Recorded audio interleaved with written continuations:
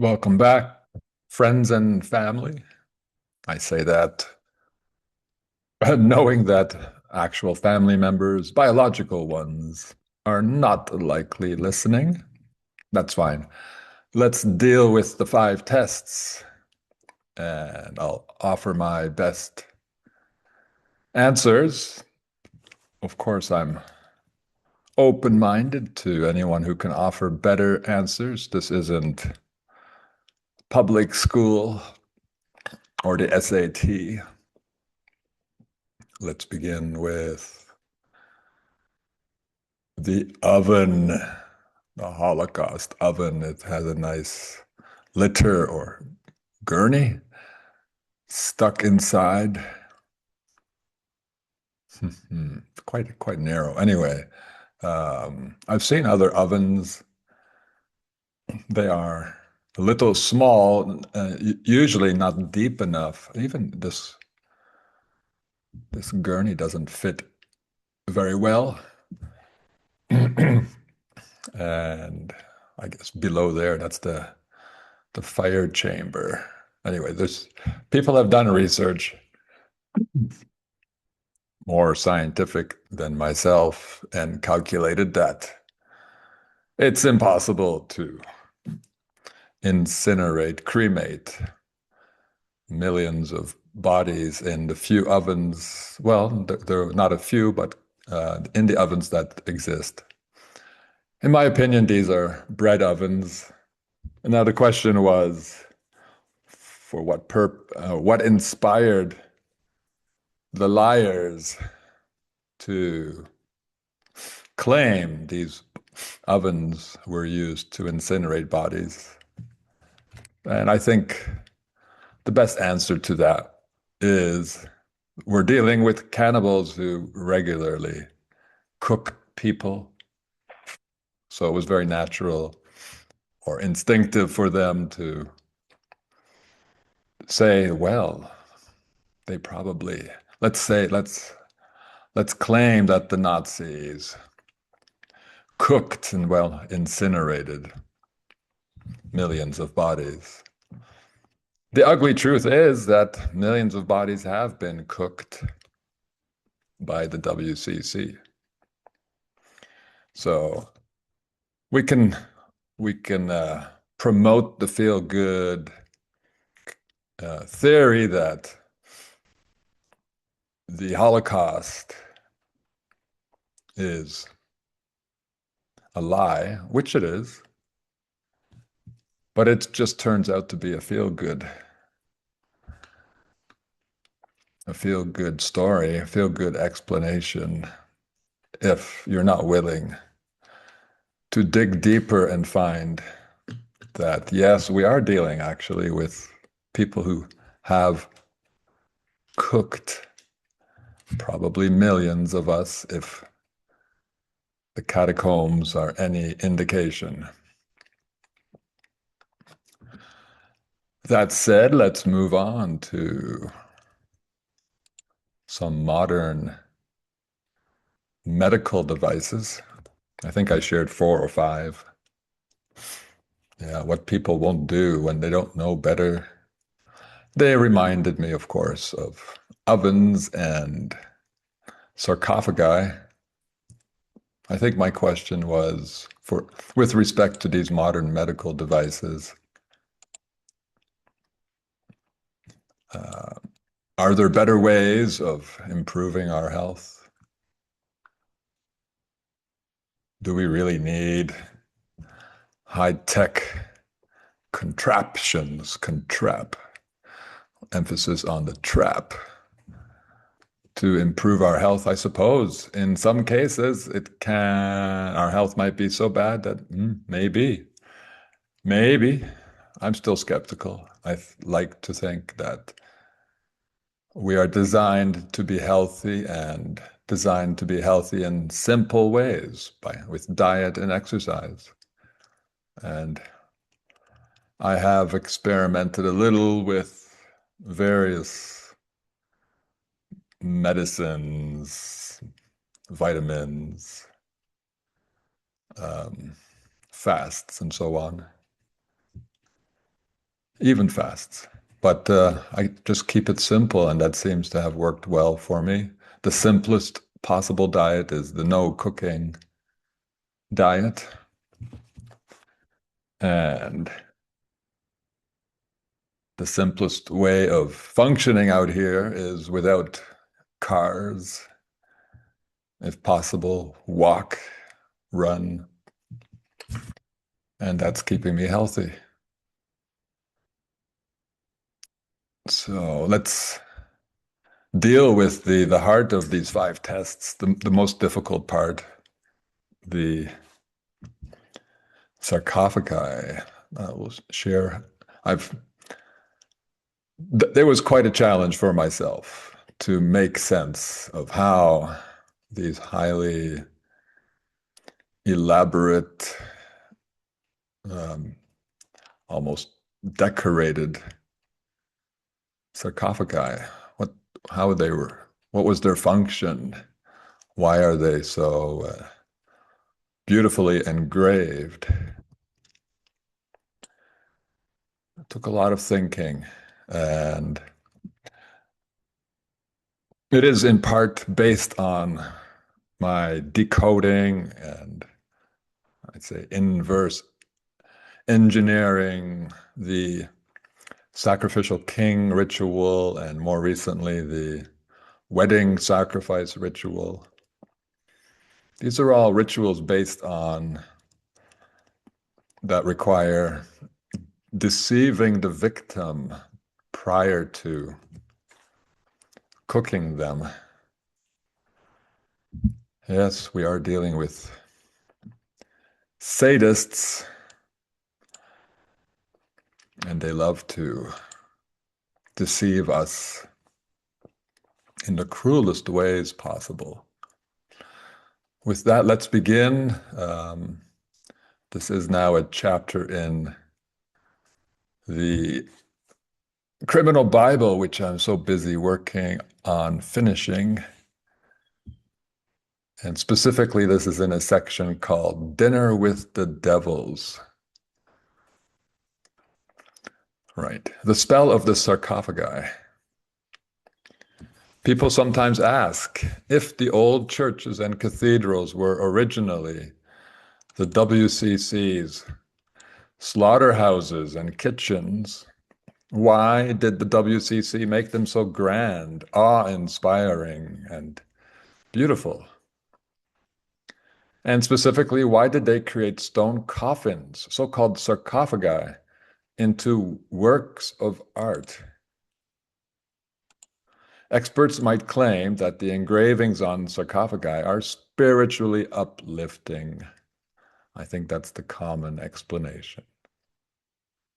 I say maybe, but here's a list of problems with that conventional belief that sarcophagi were stone coffins. Number one, sarcophagi, some have drainage holes. I think I shared this one already. This is the sarcophagus of Nectanebo II, the last native ruler of ancient Egypt, as well as the third and last pharaoh of the 30th dynasty, reigning in the BC time. If you believe any of this, I don't. Nectanebo. Well, turns out necta is Swahili for nectar, which is a symbol for the food of eternal life. And we know what cannibals consider the food of eternal life: adrenochrome and, well, maybe human flesh too. The second half of the name is Nebo, which turns out is a Czech word for alternatively. So we can interpret the name Nectanebo as human flesh and blood is the WCC's alternative nectar. All pharaohs were sacrificial humans who were tricked into a sacrificial ritual. Not in Giza, Egypt. No, this would be in, what is the capital of Egypt? Slips my mind. It has a cathedral or two, at least, some mosques, very good slaughterhouses and kitchens. Very nice. Reason two, second reason we can't really believe that sarcophagi are just big stone coffins. Well, they have lids designed for easy, repeated lifting. Why would you need to repeatedly lift those lids? Um, there's a image. I think I shared this one, yes. This one has 4 holes in its lid. I think has no other purpose, those holes, except for lifting. And this is the side panel of one sarcophagus, and it has a lot of wear in 4 places, very symmetrically placed. Can't be sure what they were for, but in any case, could be for lifting. It certainly looks as if this sarcophagus had a lot of use, not just with a person lying in it. And how was it lifted? I think they could slide belts or something underneath the lid. Not sure. A lot of lids have protruding elements that could be used for lifting. Reason number 3, sarcophagi are made of cut stone, so their lids do not form an airtight seal. So the stench of rotting flesh would leak, of course, also through these drainage holes. Therefore, they are not practical as coffins. And well, we could believe that the corpses were mummified first. That only really applies to Egypt. Sarcophagi, number 4, are sometimes dedicated to spouses who did not die simultaneously. This suggests that the lid was lifted to inter the second spouse, but that would release a stench. The engravings on sarcophagi never reflect the life of the persons or the lives of the persons supposedly in them. This is a huge problem, I think. It's kind of like those pyramids that are not marked with the names or portraits of the pharaohs supposedly in them. Number 6, the word sarcophagi was constructed from the Latin words sarco for meat and phagi for eating. This is also a huge reason to dismiss the conventional belief that sarcophagi are stone coffins. Well, now that we agree, I assume that sarcophagi are not coffins. Let's start to explain how sarcophagi engravings were used to cast a dangerous spell on people. A spell that would help convince living people to enter sarcophagi and give members of the WCC the feeling that they can treat us however they wish. So this is not unlike the pretty modern medical devices that I showed with their lights and shiny parts. Many people climb into them and, yeah, desperate enough to be cured of something. I've been in an MMRI once.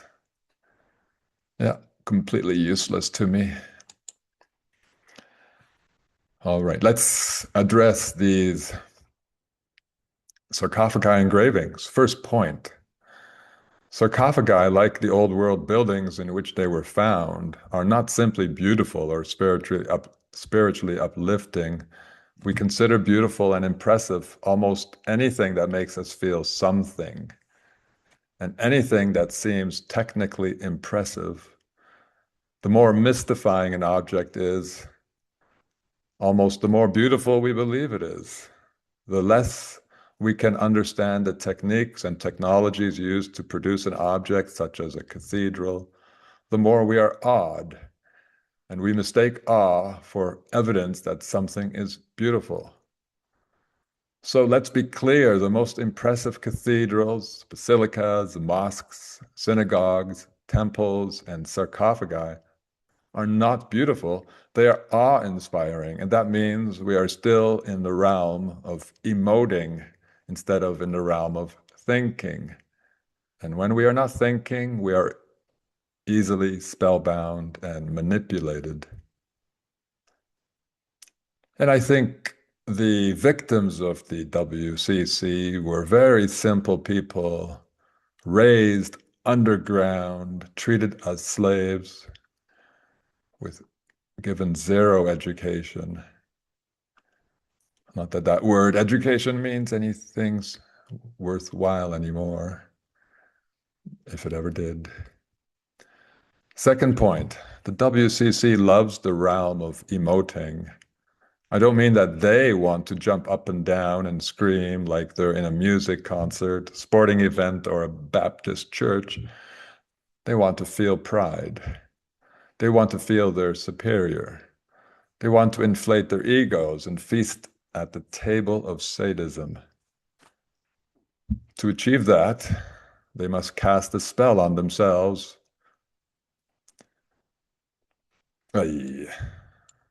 Um, by transforming functional cannibal slaughterhouses and kitchens into works of spectacular art. So it's a double function. It casts their works cast a spell on themselves and on their victims.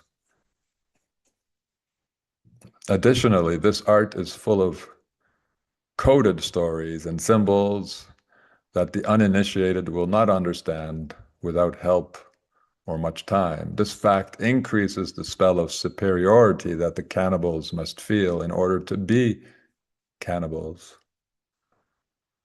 They love their occult and coded symbols and stories.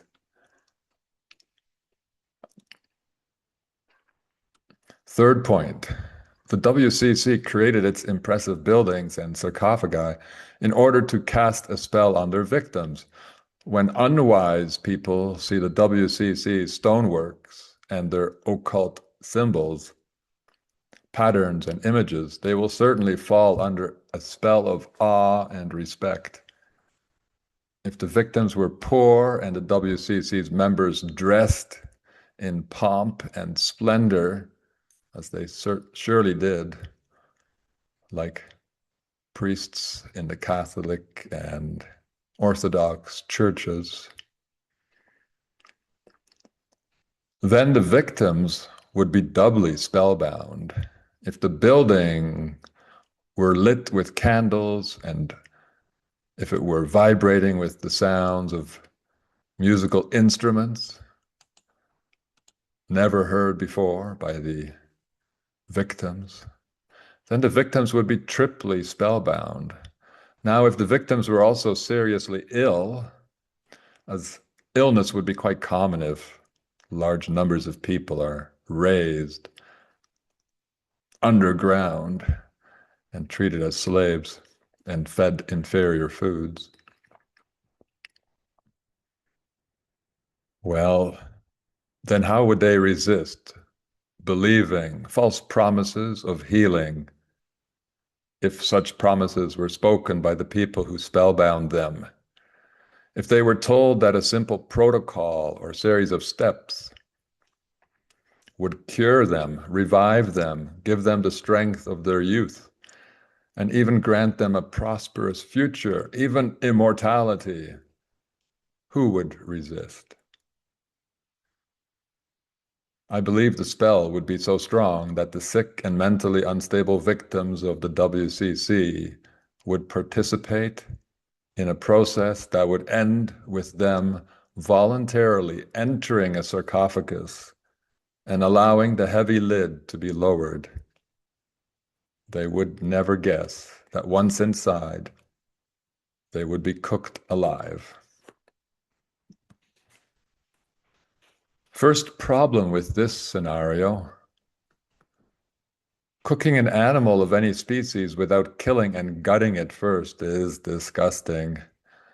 There's a reason cooking is preceded by butchery. At the very least, the bladder, kidneys, rectum, and colon must be removed or emptied. If the cookware does not have a drain, then the body must be drained of approximately half of its blood and other fluids before it is cooked. Now, first solution to this problem of cooking a live human being. Well, some sarcophagi have drainage holes near the floor. Second solution, I think the more commonly applied solution, perhaps the above-mentioned organs were emptied with an enema and a ritual kidney flush and a food and water fast. This might explain the origin of the tradition in which Christians fast for 40 days before celebrating the cannibalistic Last Supper. Now, some more thoughts about the purpose of the engravings. This is the most challenging part of the reinterpretation of sarcophagi. Sarcophagi have a wide range of external engravings. Firstly, these engravings cast a spell of superiority on their cannibal creators, and these engravings can cast a spell of awe and trust on the victims because they don't know how anyone can make them or what they mean. Many sarcophagi were created to help spellbind or trick the sick and mentally unstable slave class. Sick slaves would be numerous because the WCC kept many thousands in subterranean prison farms where they would do little more than breed and work at expanding the prison farm through bedrock. Such people are not trained to be suspicious, critical, or skeptical. Therefore, they will not and simply cannot question liars, especially if the liars offer them a cure or treatment protocol that involves fasting and possibly an enema and then a magical treatment inside a sarcophagus that's covered that's covered with images of miracles, doctors, healers, angels, pretty women, immortals, and powerful warriors. From this perspective, the engravings serve as sales pitches. Some sarcophagi feature figures reclining on their backs, and figures reclining on a couch, or even figures seated, and sometimes as many as 5 figures on one sarcophagi lid. These figures are always nobles, but we have no proof that those nobles were ever interred in the sarcophagi onto whose lids their stone figures were sculpted or cast. So what is their purpose? I propose, in this case, the sales pitch involved telling the targets or victims or patients that the noble figures portrayed on the lids are generic, mere archetypes that represent certain patients. For example, in the photo provided here, the sarcophagi stone lid portrays a knight who seems dead. This sarcophagus was probably intended for slaves who entertained the WCC as circus knights. Therefore, the priest doctor would claim that the stone knight is not dead, but is simply resting, exactly as the patient should rest inside the sarcophagus that was made especially for such knights. In general, perhaps the WCC's priest doctors claimed that the stone and/or the stone figures have healing properties when they are exposed to the sunshine, that they will direct upon the sarcophagus with a large magnifying lens. The patient, having always lived underground, at least in most cases, will naturally feel that sunshine is something magical, which will increase his or her willingness to enter the sarcophagus with the promise that it will be heated with sunshine. Well, I should have read this first before this last paragraph. Here's our night, and let me expand a little, zoom in. The knight with a small lion at his feet. The priest doctor could claim this lion is a talisman that imparts strength to patients. Without knowing that real lions are much larger, the patient would be inclined to believe the priest doctor. Of course, he must enter the sarcophagus without clothing. They don't want to eat clothing, let alone armor or shields. Yeah, there's that lion. What a fantastical creature it would seem to people who lived in Europe, especially if they lived underground. On the other hand, if the WCC chooses to bring a healthy victim above ground, they could make him sick, easy enough to do, a little poison, then blame his sickness on sunshine and offer to cure him by placing him inside a stone sarcophagus, because that would replicate the darkness he experienced underground, where he was healthy. We have two sarcophagi that I decided to attempt to decipher, decode. They're both covered with Judeo-Christian symbols and stories, narratives. The sarcophagus attributed to Junius Bassus, a convert to Christianity in very early Rome. Apparently, they say. I don't buy any of it. The three rings symbolize the healing sun. The Christogram inside the middle solar circle here, Christogram, could refer to Jesus Christ, as they tell us, the healer. Or the priest doctor could claim almost anything else.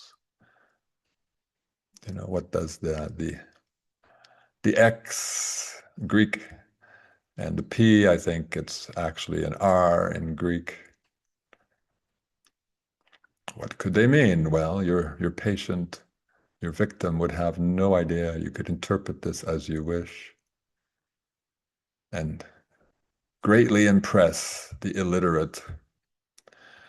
Please note that the Christogram very likely evolved into the RX symbol still being used to identify medical prescriptions.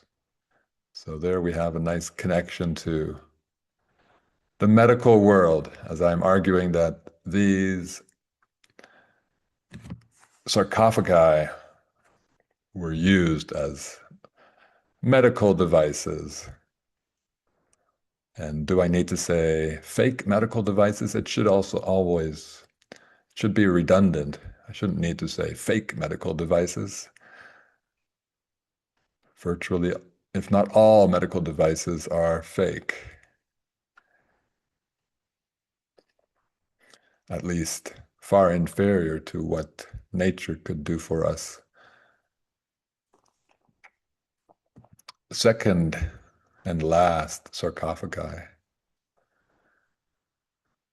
Uh, sarcophagi is plural, my mistake. Sarcophagus. The sarcophagus of Jonah,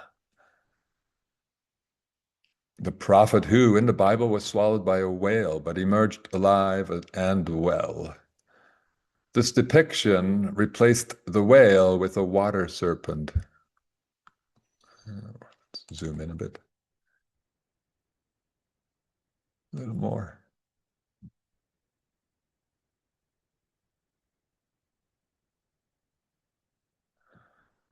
Yes, there we have that water serpent, mouth full of teeth. And the same serpent almost reflected on the other side.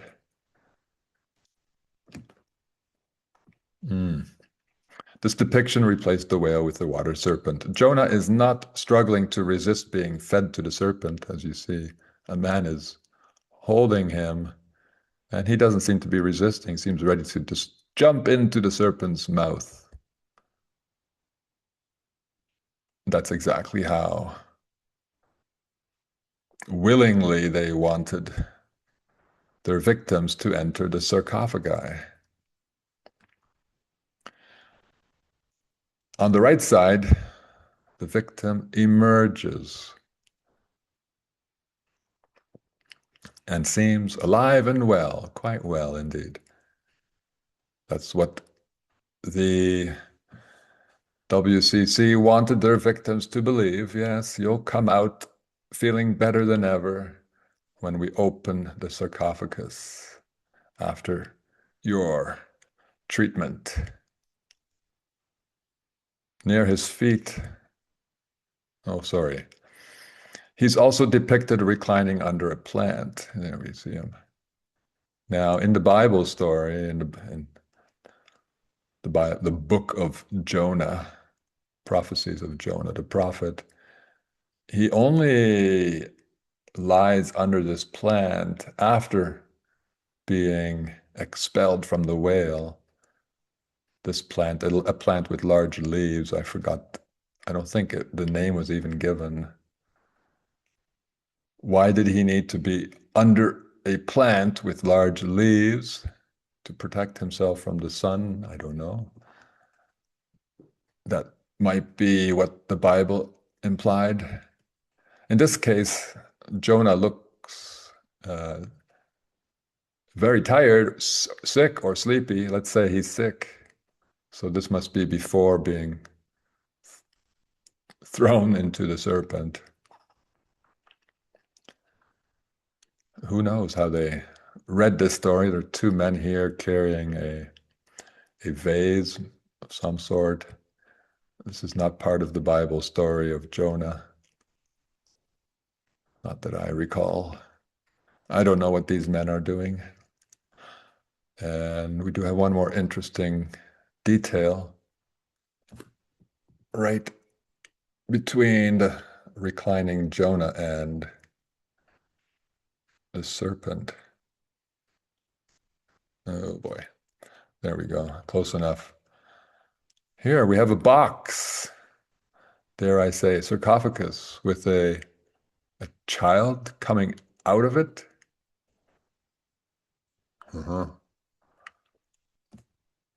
I guess that was meant to persuade the victim that maybe even their youth would be restored by entering a sarcophagus. Yeah, maybe they just also brought older men and women and promised to revive their youth.